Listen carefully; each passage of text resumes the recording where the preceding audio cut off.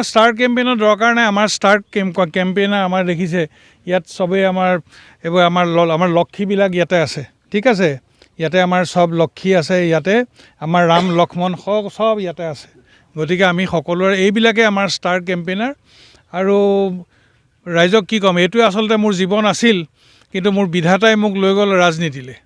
এতিয়া মই ৰাজনীতি বেছি নকৰোঁ, কিন্তু মই ৰাজনীতিৰ পথাৰখনলৈ আহি আমাৰ সমাজৰ কেনেকৈ কাম কৰিব পাৰি, আমাৰ ৰাইজৰ কাম কেনেকৈ কৰিব পাৰি, মোৰ ধ্যান ধাৰণা সেইটো।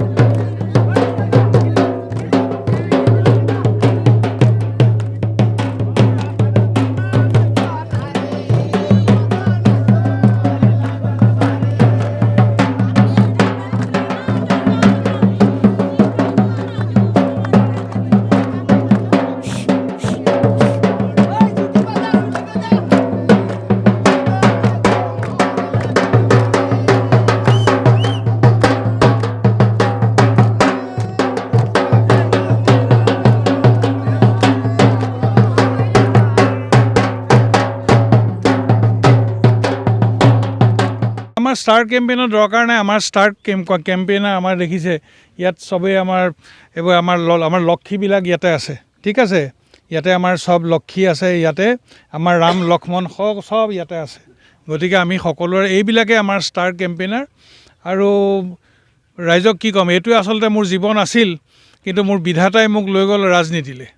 এতিয়া মই ৰাজনীতি বেছি নকৰোঁ, কিন্তু মই ৰাজনীতিৰ পথাৰখনলৈ আহি আমাৰ সমাজৰ কেনেকৈ কাম কৰিব পাৰি, আমাৰ ৰাইজৰ কাম কেনেকৈ কৰিব পাৰি, মোৰ ধ্যান ধাৰণা সেইটো। ৰাজনীতি মোৰ কৰিবলৈ তেনেকুৱা একো নাই।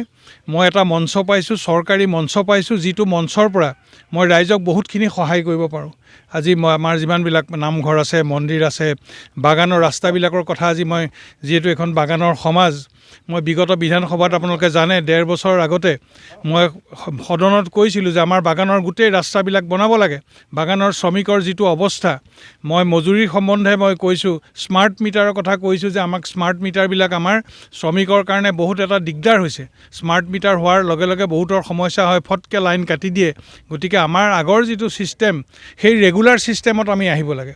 এইবাৰ বিধানসভালৈ মই নিৰ্বাচিত যদি ভগৱানে মোক কৰে, মোৰ বিধাতাই যদি পুনৰ ৰাইজৰ সহযোগত মোক MLA পাতে, তেতিয়া মই এই কথাখিনি মই আকৌ উঠাম। কাৰণ মই বাগানৰ বহুত ৰাইজক সুধিছোঁ যে স্মাৰ্ট মিটাৰ লাগে নাই, স্মাৰ্ট মিটাৰ লাগে নে নালাগে নে ৰেগুলাৰ মিটাৰ। এতিয়া স্মাৰ্ট মিটাৰ তেওঁলোকক নালাগে কৈছে। স্মাৰ্ট মিটাৰটো হ'লে কি হয়, তেওঁলোকৰ ফটককৈ লাইনটো কাটি যায়, কেতিয়াবা ৰিচাৰ্জ কৰিবলৈ তেওঁলোকৰ ওচৰত পইচা নাথাকে। গতিকে এটা সহজ আমাৰ কাম হ'ব লাগে।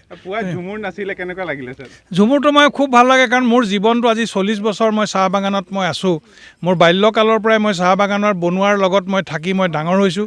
আৰু মই নিজে সদায় কাম কৰি মই ভাল পাওঁ, আৰু কাম কৰি খোৱা মানুহক সদায় মৰম কৰোঁ আৰু সন্মান কৰোঁ। গতিকে মোৰ এইটো কপাল, মই বৰ সৌভাগ্যশালী মানুহ যে এনেকুৱা এখন সমাজৰ লগত আজি মই থাকিবলৈ মই পাইছোঁ। মোৰ জীৱন পূৰা সমানে সফল। আপুনি বিচৰা বাতৰি পাব কেৱল নিউজ 18 এপত। নিউজ 18 এপ ডাউনলোড কৰিবলৈ স্কেন কৰক এই QR কোড। গুগল প্লে ষ্টৰতো পাব এই নিউজ 18 এপ।